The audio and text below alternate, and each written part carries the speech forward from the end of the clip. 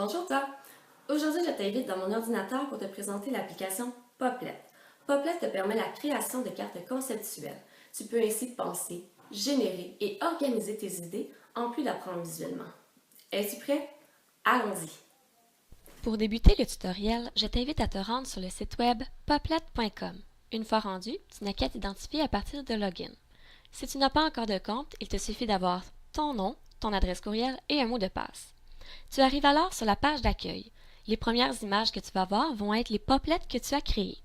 Ensuite, un petit onglet te permet d'aller voir des poplets qui ont été créés par d'autres utilisateurs et qui ont été mis publics. Complètement à droite, tu peux voir des exemples qui peuvent ainsi t'inspirer. Dans cette vidéo, je vais t'expliquer comment utiliser Poplet. Donc, nous allons nous en créer un nouveau.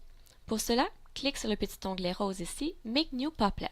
La première étape va être de le nommer. Par exemple, tu peux nommer le titre de ton projet. Aujourd'hui, je te présente mon chien. La deuxième étape va être de choisir la couleur. Ça va être le fond d'écran de ton Poplet. Maintenant, tu arrives sur l'interface de création. Tu peux voir en haut le titre que tu as donné, ainsi que la couleur que tu as choisie. Si tu as fait une erreur ou que tu changes d'avis, tu peux les modifier. Pour débuter la création, on va ajouter ce qu'on appelle un popple. Il s'agit des bulles dans lesquelles tu vas écrire les informations. Pour cela, tu peux cliquer sur les paramètres New Popple ou simplement double-cliquer dans le fond d'écran. Ensuite, tu écris ta première idée. Ici, je vais ajouter B, qui est le surnom de mon chien. À partir de la bulle, tu peux faire différentes modifications. Par exemple, tu peux changer la couleur du cadre. Tu peux aussi modifier la grosseur de l'écriture ou encore son alignement. Tu peux aussi ajouter un dessin, donc agrandir pour avoir plus d'espace, effectuer un petit dessin ou le supprimer. Le quatrième point juste ici te permet d'ajouter des contenus, que ce soit vidéo avec Vimeo ou YouTube, ou encore une photo à partir de ton ordinateur personnel. Si je veux ajouter des idées, pour cela, je peux partir de la première bulle, cliquer sur le petit point gris et ajouter une idée, ou encore double-cliquer et relier au besoin. À partir des bulles, je peux aussi modifier la grandeur, les déplacer, me déplacer sur l'écran, m'approcher, m'éloigner, et ce à partir de la roulette de ma souris ou de zoom juste ici, ou encore recentrer mon projet. Maintenant, je vais ajouter quelques idées pour ma présentation.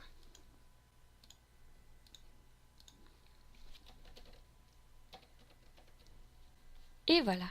Si jamais l'une de mes idées ne me convient plus, je peux simplement cliquer sur la bulle, sur les X et confirmer la suppression. Si je veux faire plusieurs modifications, par exemple déplacer plusieurs bulles, je peux appuyer sur Shift sur mon clavier, cliquer sur les bulles et ensuite les déplacer.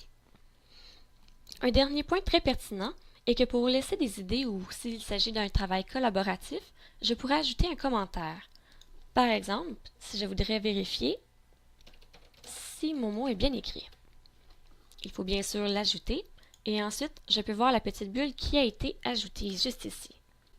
Maintenant que les principales fonctions ont été soulignées, allons vers quelques paramètres qui sont intéressants. Tu peux tout d'abord sauvegarder, même si le travail se sauvegarde automatiquement. Tu peux aussi réorganiser de façon automatique. Tu peux mettre en mode View qui te permet de faire des présentations, que ce soit d'une façon linéaire ou en fonction de certains encadrés. Tu as aussi différents formats d'exportation, que ce soit PDF ou en image. Tu as une fonction pour dupliquer ton Poplet, par exemple si tu veux faire des modifications sans tenter de tout risquer. Et tu peux aussi ajouter un Poplet que tu as déjà fait. Tu peux modifier la langue, mais malheureusement le français ne s'y trouve pas. La dernière fonction importante à aborder est la fonction partage.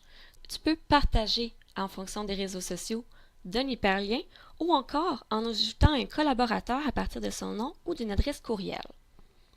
J'ai maintenant fait le tour des principales fonctions que j'ai désiré aborder. J'espère que tu as trouvé ce tutoriel pertinent et que cela te donne envie d'utiliser Poplet.